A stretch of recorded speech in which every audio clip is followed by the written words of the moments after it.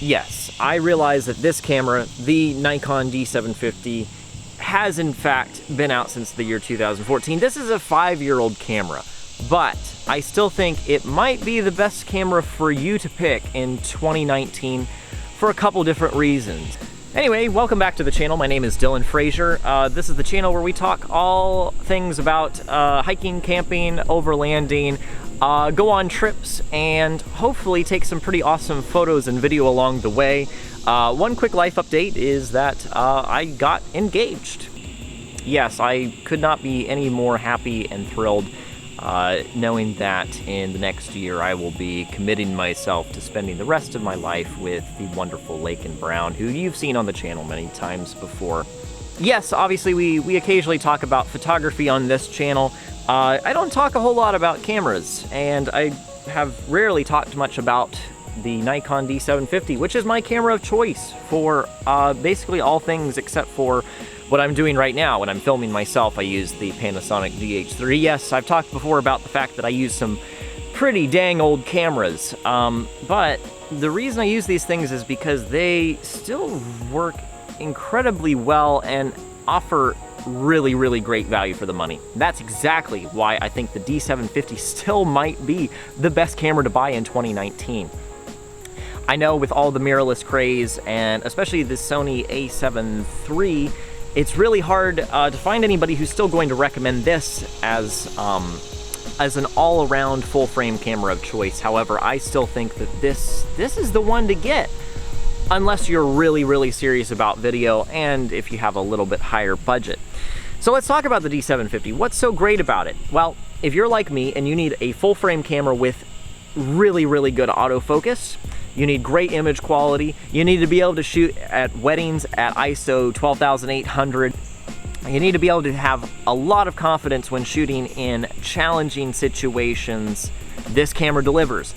Also, I need 2 SD card slots. I know that's kind of an issue with some people. For me, I shoot weddings occasionally and I need to have 2 slots. So that is just my preference. For you, that might not be a big deal. I also want some really good and inexpensive lens options.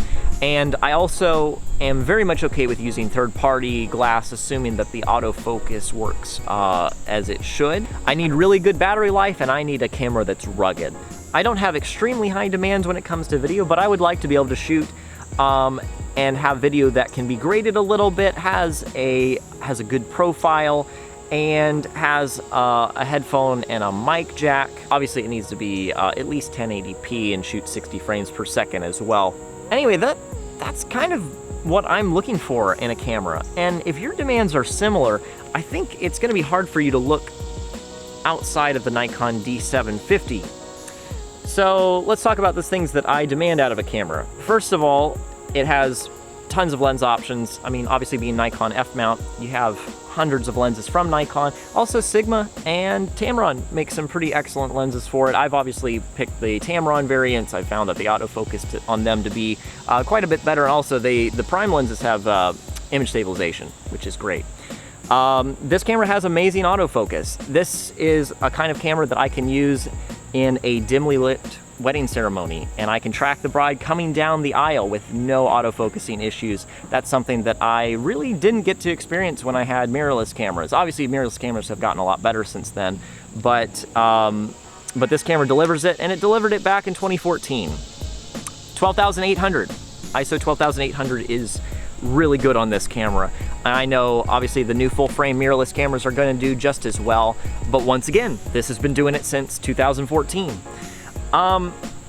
This camera has 2 SD card slots, which is exactly what I need to back up my photos, and also it has a really intuitive layout.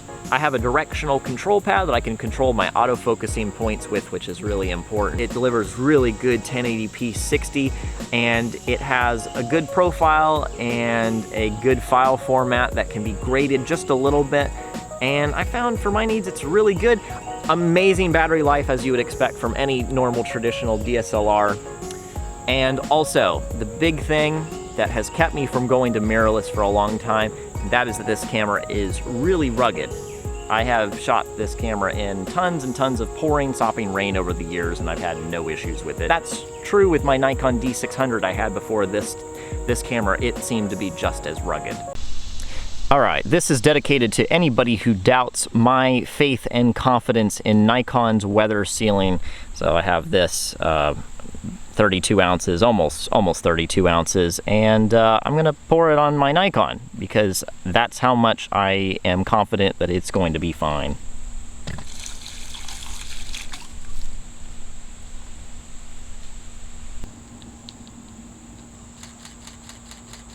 Oh yes. So I say all of those things to conclude with the fact that this camera, right now, you can get it used for around $1,000 or less. And I think for what you get, that's really incredible value, especially considering the fact you can get that.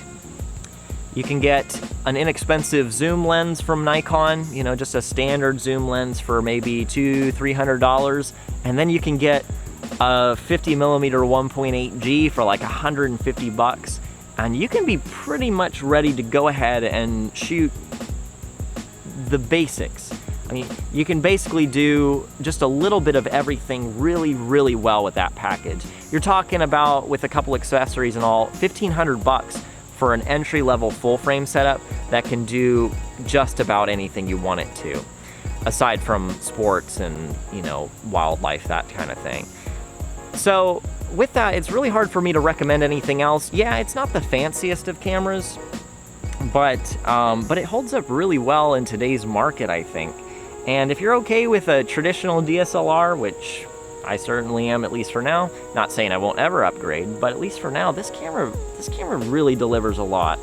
So anyway, I hope that you'll consider it. Don't feel the need to go out and buy, you know, $4,000 of mirrorless camera.